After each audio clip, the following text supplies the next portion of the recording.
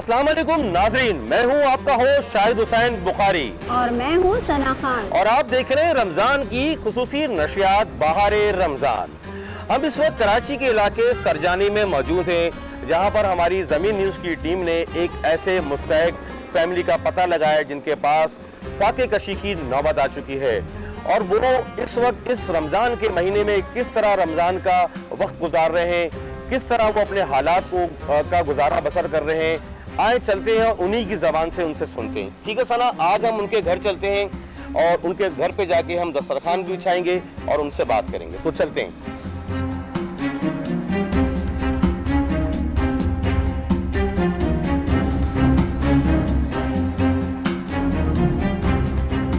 अस्सलाम वालेकुम, कैसी हैं आप? ठीक ठाक हैं? आज आपने हमें दावत दी है और आज हम आपके घर में इफ्तार करने के लिए आए हैं, हमारी पूरी टीम। तो क्या आप इजाज़त देती हैं हम आपके घर आ जाएं? बहुत शुक्रिया।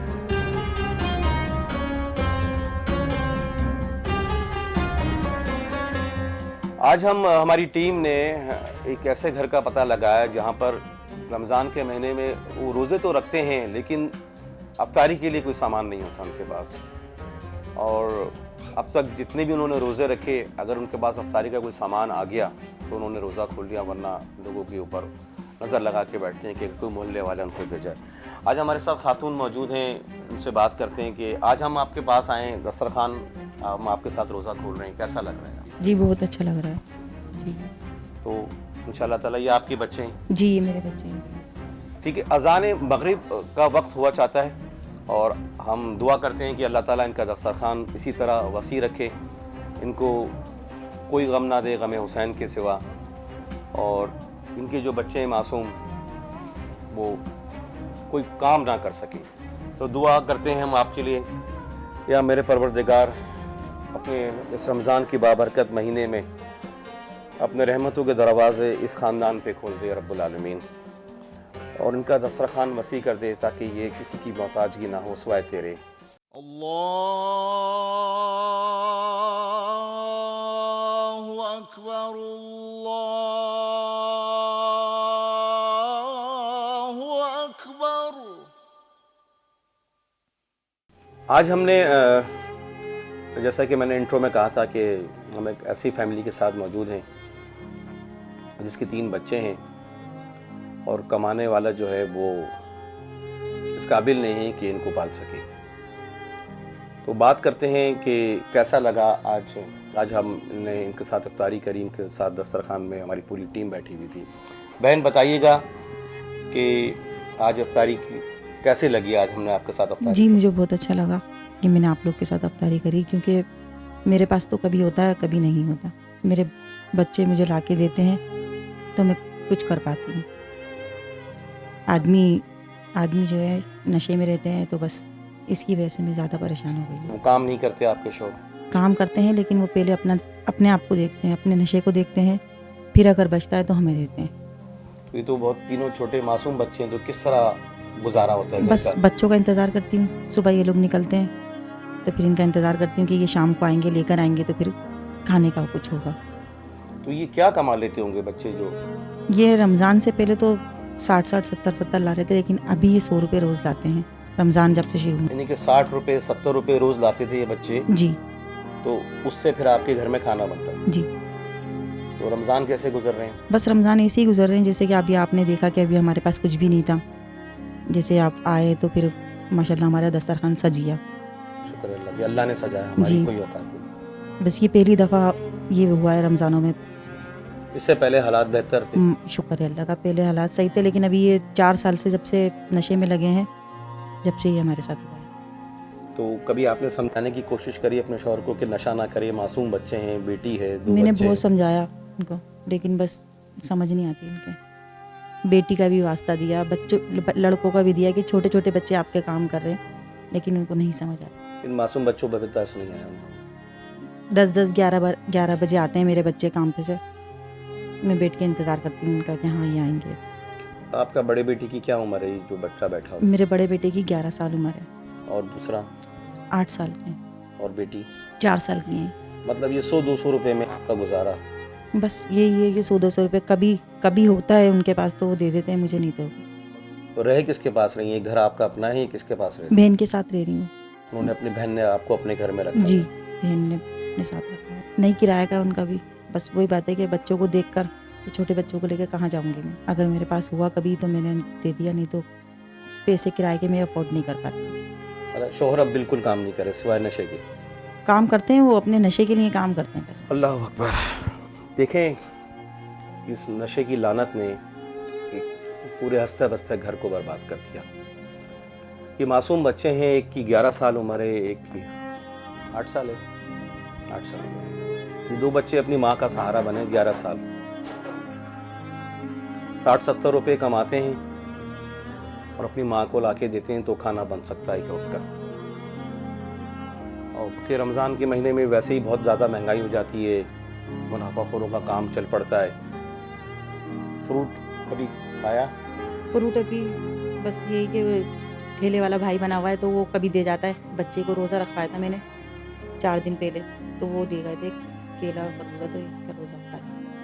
अल्लाह अकबर। ये साइम को ज़रा माइक दीजिएगा। उस्मान बेटा, क्या काम करते हो आप? हलवा पूरी का हलवा पूरी क्या बनाते हो, क्या करते हो? बनाता हूँ।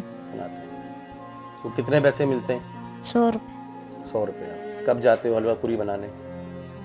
पहले 8:30 बजे जाते थे, अब 9 बजे बुला रहे हैं। 100 रुपये मिलते हैं फिर आप। ये बच्चा जिसकी उम्र 11 साल है, जिसको पढ़ना चाहिए, स्कूल जाके खेलने कूदने के दिन है, वो हलवा पूरी की दुकान पे काम करके 100 रुपये कमा के लाता है और वो 100 रुपये लाके अपनी माँ को देता है, तो वो एक वक्त की रोटी बन सकती है। आज के दौर में 100 रुपये, हम कितनी आयाशी की ज़िंदगी गुजार रहे हैं। हमें पैसों की कोई कदर नहीं है। लेकिन इस माँ से पूछा जाए जो अपने मासूम बच्चों को, जिनको स्कूल भेजना है, और उनसे काम करवा के, क्योंकि कोई सहारा नहीं है।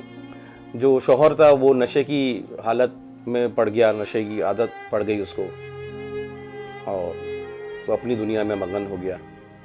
इस नशे की लानत ने इस पूरे ख़ानदान को तबाह कर दिया। मेरी बहन बताती है कि पहले हालात बहुत अच्छे थे, घर चल रहा था, बच्चे स्कूल भी जाते थे। स्कूल जाते थे बच्चे? जी, स्कूल जाते। पहले सही था मामला, जी। उस वक्त नशा नहीं करते? नहीं, उस वक्त नशा नहीं करते। अब स्कूल नहीं भेज पाती? अब स्कूल नहीं भेज पा रही। जब से ये नशे में लगे हैं बच्चे, मेरे स्कूल नहीं आए। मेरे बच्चों को बहुत शौक है स्कूल जाने का कि मम्मा बच्चे सब जा रहे हैं, अब हमें भी लगा दो। बस मेरी मजबूरी है कि मैं बच्चों को स्कूल नहीं लगा सकती। अगर शोहर का इलाज हो जाए तो ये कि सही हो जाएगी ज़िंदगी, दोबारा पहले जैसी हो जाएगी। तब अगर आपके शोहर का इलाज करवा दिया जाए जी तो हालात रूटीन में आ सकते। जी, कोशिश करेंगे इंशाअल्लाह ताला हमारा प्रोग्राम कोई देखे और किसी के दिल में रहम आ जाए आपके ऊपर।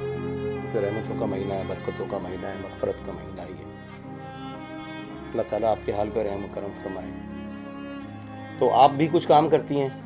जी, मैं पहले बच्ची की मेरे चोट लग गई थी तो मैंने घर का काम करती थी मासिका में। ये ऊपर से गिरती भी आ गई थी छोटी बच्ची, तो मैंने काम छोड़ दिया था। वालदा थी पहले, तो वो ध्यान रखती थी। 3 महीने हुए वालदा का इंतकाल हो गया। नहीं, अब ये बहन है, ये अपने बच्चों को देखती हैं, या मेरी बच्ची को भी देखेंगी, तो इसलिए मैंने काम छोड़ दिया। घर में काम करती हूँ, पराकों पर नग लगाती हूँ। बच्चों के फ्रॉक पे नग लगाती हैं, तो वो जो नग लगाती हैं उसमें क्या मिलता है आपको? 2 रुपये का पर पीस है वो।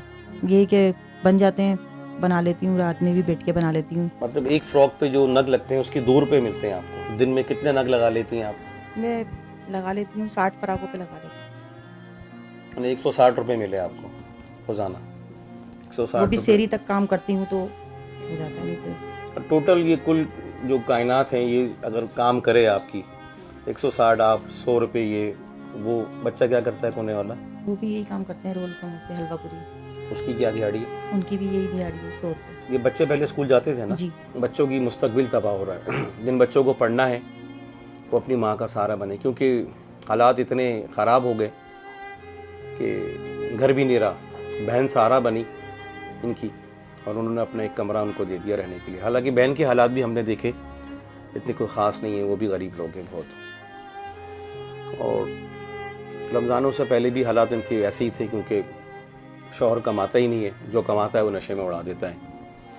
मैं इन उदारों को मुतवज्जा दिलाना चाहता हूँ, जो लाखों अरबों रुपए का बजट अप्रूव होता है एंटी नारकोटिक फोर्स और जितने ये इदारे बने हुए जो मंशात की रोकथाम के लिए बनाए जाते हैं, हर साल उनका आलमी दिन भी बनाया जाता है, बड़े बड़े अफसरान आते हैं, मीडिया कवरेज होती है, लेकिन मंशात की लानत को नहीं रोक सके ये लोग। उस मंशात ने एक पूरा हंसता बसता घर उजाड़ दिया और वो औरत मजबूर होके अपने उन मासूम बच्चों की, जिनकी उम्र 11 साल 8 साल, जिनको स्कूल जाना है, एजुकेशन हासिल करनी है, बच्चों का शौक है, दूसरे बच्चों को स्कूल जाते हुए देखते हैं तो अम्मा को कहते हैं अम्मा हम भी स्कूल जाएंगे, लेकिन माँ क्या करे, माँ ने पेट भी पालना है बच्चों का। 100 रुपये दिहाड़ी और 70 रुपये दिहाड़ी पे बच्चे, मासूम बच्चे नौकरी करते हैं और शाम को जाके अपनी माँ के हाथ में वो पैसे रखते हैं तो घर में जाके इनका चूल्हा जलता है। ये रमज़ान का महीना है, एहसास का महीना है, एहसास करें इन जैसी फैमिलीज़ का, ये हकदार हैं, ये बिल्कुल हकदार हैं। कोई भी शख्स इनका सहारा बन जाएगा तो ये अपने पैरों पे खड़े हो जाएंगे। अगर इस खातून के शौहर का भी इलाज करवा दिया गया तो ये कहती है कि हमारा हंसता बसता घर जो है दोबारा से अपने पैरों पे खड़ा हो जाएगा, मेरे बच्चे स्कूल जाना शुरू हो जाएंगे, काम नहीं करेंगे, अगर शौहर की बेहतर तरीके से इलाज हो सके। बहुत सारे हॉस्पिटल्स हैं जो NGOs के तहत चलते हैं, जो मंशात की रोकथाम के लिए बनाए गए हैं और मंशात के हॉस्पिटल भी हैं शहर के अंदर, जो क्योंकि इसके पास तो इलाज कराने के पैसे भी नहीं होते। तो मेरी उन इदारों से भी गुजारिश है कि इस फैमिली से रब्ता करें ताकि उस शख्स का इलाज कराया जा सके, इन बच्चों के बाप का, ताकि इन बच्चे जो हैं खुशहाली की ज़िंदगी गुजार सकें। जब हमने इस घर में कदम रखा और हमारी टीम ने, तो ये साइम से हमारी गेट पर मुलाकात हुई। ये बच्चा रोता हुआ अंदर आया तो हमारी टीम के लोगों ने पूछा कि क्यों रो रहे हो भाई? तो पता चला ये कि सुबह से ये भूखा है और ये दिहाड़ी पे वहाँ काम करने गया था। अल्लाह उस आदमी को भी हिदायत दे कि इस मासूम बच्चे से वो काम तो ले रहा है लेकिन उसको कुछ खाने को दे देता।